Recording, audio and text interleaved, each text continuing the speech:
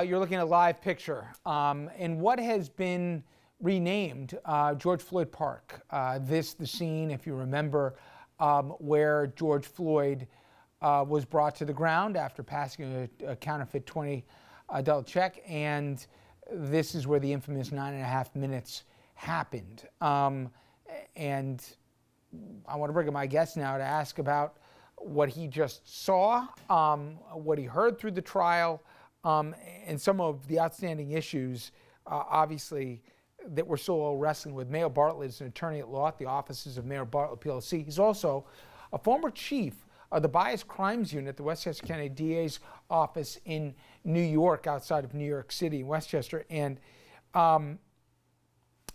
Mayo, first off, as I just mentioned, you've been on both sides of this. You prosecuted bias crimes. You were an assistant district attorney. Obviously, you've been a defense attorney, and for folks who don't know, outside of the New York market, in some very high-profile civil rights cases as well, in cases also including police use of force. How unique was it that you had the police chief, sitting officers, not just expert testimony, but testimony about police usable and not usable force, speaking without hesitation that what he did, wasn't in any way good policing, and it brought dishonor to the badge? Unfortunately, it is not as common as it should be. Police take an oath to uphold the law, to prosecute crime, and they should always testify that way if that's where the facts lead them. And if the facts don't lead them there, then they shouldn't be.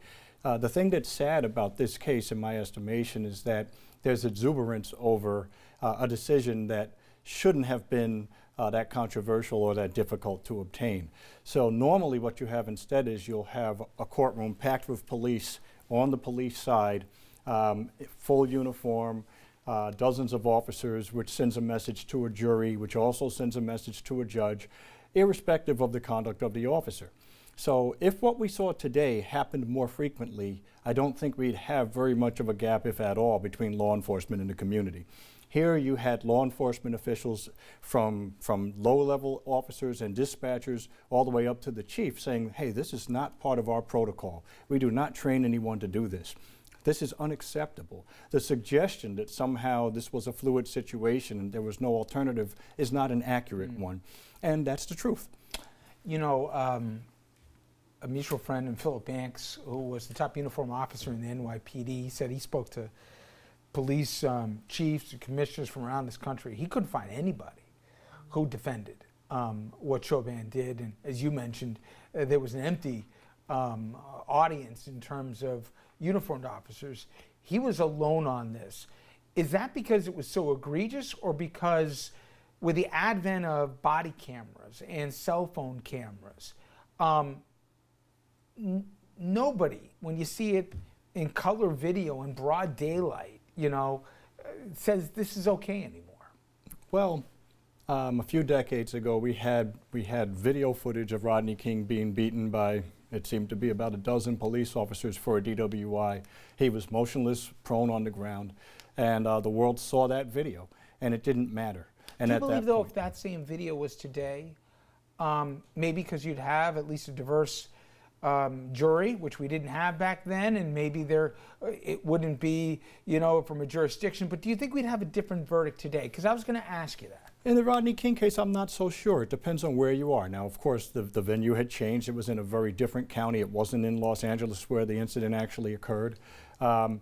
And I tend to think that certainly the jury wasn't very diverse, but I would like to think that the jury doesn't need to be that diverse. When you simply look at right and wrong, we get verdicts like this each and every day in courtrooms throughout the country, where the person charged with the homicide is not a law enforcement official, and no one is asked to brace for the ramifications if there's a not guilty verdict, because more often than not, the evidence is overwhelming, and in those cases, there's a guilty verdict. Let me ask you a few questions about this specific case, and then with Andrew, I want to ask you more of the broader implications. There's a $27 million settlement that was public information before this trial. A lot of times that's a concern that it could be a mitigating factor for the jury to say, well, listen, the family's already gotten some form of justice, even if it's in dollars and cents.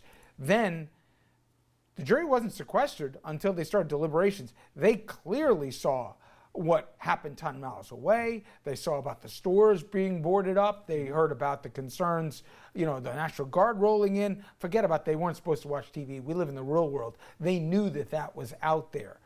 How much of the external pressures or information do you think impacted a jury? I know we'll never know the bottom line answer, but if you were the defense attorney in this one, would you have been concerned that the public or the jury would have had a right to been afraid if they came back for your client, the consequences they would have faced in the community? I've been in that situation with clients who sometimes were not very popular and received a tremendous amount of attention. And I always am concerned whether you can have a fair jury under those circumstances. And just as we asked Officer Chauvin to uphold his oath, you have to rely on a jury to uphold their oath. Now, whether that happens is a separate issue. Certainly during jury voir dire, they were questioned about whether that would impact their ability to have a fair decision. And they must have been satisfactorily able to answer those questions, unless, of course, the defense said that they had exhausted challenges or were denied certain challenges. Realistically, we have to expect that people are going to have access to all the information that's in the outside world. And the question is, can you set that aside and still be a fair juror and still give someone their presumption of innocence? We're going to hear from the Floyd family shortly, which we'll bring to the audience. But there was a moment late in the trial where Maxine Waters, a senior Democratic congresswoman from California, she said in no uncertain terms that enough. That if the jury, that if we didn't get the verdict we wanted, which was convictions for Mr. Chauvin, then people should protest with more than just words here. The judge admonished those comments. The defense attorney tried to get a mistrial, which was denied. Do you see anything that this case could be thrown out? Is there grounds for appeal? Oh, there's always going to be a ground for appeal. Now, the strength of that appeal is going to be determined based upon, number one, was the jury polled about whether they had heard that? Now, that presents an entirely different issue because the jury is supposed to not be watching the news in the first place. So any juror who says yes would have created grounds for a possible mistrial, or at least to have an alternate come in and take their place. With respect to whether the juries actually heard it, you have to rely again on their honesty. I think it's entirely irresponsible for those comments to have been made. Yep. But by the same token, we've had comments from presidents, sure. From both parties, and we also have had coverage, which has been even worse. So these are questions I think we have to look at as we move forward to ensure people have fair trials. Let's bring in George Floyd's brother, Philonise Floyd, right now. You have the cameras all around the world to see and show what happened to my brother. It was a motion picture, the world seeing his life being extinguished. And I could do nothing but watch, especially in that courtroom over and over and over again as my brother was murdered. Times, they're getting harder every day. 10 miles away from here, Mr. Wright, Dante Wright. That's right. Yeah. He should still be here. We have to always understand that we have to march. We will have to do this for life. We have to protest because it seems like this is a never-ending cycle. Yeah. Reverend Al always told me, we got to keep fighting. Mm-hmm. That's right. I'm going to put up a fight every day. Because I'm not just fighting for George anymore, I'm fighting for everybody around this world. Yeah. I get calls, I get DMs, people from Brazil, from Ghana, from Germany, everybody, London, Italy, they're all saying the same thing. We won't be able to breathe until you're able to breathe. That's right. Today, we are able to breathe again. Yeah. Ms. Garner, I told you, we'll get justice. And we're going to fight for you too. We're going to fight for everybody.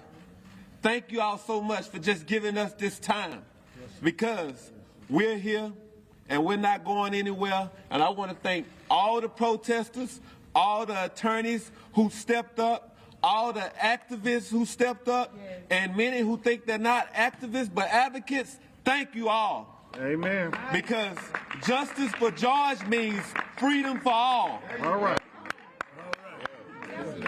Yeah, you did. Yes, see? You know, Mayo, now take your attorney hat off for a second. We've talked off camera. Even you as an attorney has had moments where you've had experiences that I haven't had with law enforcement, where the worst was suspected even though there was no reason. You're also a father of a young college-age black man. I kept hearing a term that I'm exhausted. I'm exhausted of this conversation. I'm exhausted of the tension. I'm exhausted of having to, keep having to have this fight. Do you share that weariness? Oh, absolutely. And the exhaustion goes, unfortunately, beyond just people who are black or brown. I look at, as a defense attorney and as a prosecutor, people of all walks of life who are subject to having us get it wrong or subject to abuse. And the level of abuse may simply be that they're spoken to in a manner that's unbecoming of an officer. Sometimes it means it's more. Sometimes you get arrested, sometimes you get falsely accused, sometimes you lose your life. And that happens to people across the board. The reality is that when you have a young person, and I have conversations with my son, with my daughter, with their friends of all races, that look, you've got to be prepared to get pulled over. And if you get pulled over, you have to make sure that you respond in a particular way with the goal of making sure that you leave that encounter safely. And that's not a condemnation of police. It's the realization that police don't know you. They don't know what you intend to do. So you could have a good faith actor and still lose your life, still get hurt. And to have a fear of children getting their license and starting to drive for the first time and not knowing who they're going to encounter when they're out there is something that I never thought I would have. I didn't have that fear as a young person 40 years ago. And now I am fearful not just for my son, but for their friends and for people of all different backgrounds, because they don't understand necessarily, and we don't do a great job of having the conversation of what's expected of us, and also ensuring that what happened today, that there's accountability and proper training for law enforcement, and that the officers that are there have earned that right to be law enforcement officials that we can trust. Mayo's also, first of all, really old, 40 years ago, young man. But no, he's the perfectly equipped person to get into about what reform will look like. I'm going to get on down the other side of the break because he's been part of that in New York. But Andrew, I want to give you a chance to jump in. And next segment, we'll talk about the reforms, and maybe even we'll hear some of at least the beginnings of the conversation coming out of Washington. Yeah, I just want to ask Mayo something that you and I were talking about in the segment before he came out. You're an attorney. You've been following the case. I'm sure, like us, you thought the evidence weighed heavily towards his conviction. When you woke up this morning, how certain were you that he would be convicted? When I woke up this morning, I was fairly certain that there would be a conviction. Now, of what is a separate issue, but I thought at a minimum the negligent homicide, at a minimum reckless. And I thought that that would happen because I believed that the prosecution had done a phenomenal job. And I thought that at the end of the day, if there was going to be a not guilty verdict, it wasn't from shortcomings on the prosecution's part. But in a case that seems so cut and dry to so many people, including the three people sitting at this table, what does that gap between what your legal expertise tells you the verdict should be and your estimation of what it could be, the fact that they weren't the same thing, what does that tell you about where we are right now? My concern was that you could have one bad actor. And when I say a bad actor, I mean somebody who found their way onto that jury, who said all the right things, but in their heart was not going to find guilty no matter what. And all you need is one. And if you had that one person, and I can think of people who come to mind right now who would have fit that bill, then we would have had a hung jury, and then we'd be going through this all over again. And at that point, it would have made people unfortunately question the system as opposed to a particular juror, because here, I believe that the system worked very well in terms of the evidence that was set forth, the manner in which it was set forth, the integrity from the prosecution, as well as from the police department, really looking at it as everybody else saw it. We're going to take a quick break. When we come back, Mayo and Andrew and I, we understand we have now Joe Biden reached out directly to the Floyd family on many occasions, but even after the verdicts were delivered, we'll have that for you. And also, we'll talk about what reform can and should look like, and who should be doing the reforming. Should it be doing it at the local or at the state level, or should it come from Washington? All that and much more. Again, the verdict is in, guilty on all counts. We'll have more after this.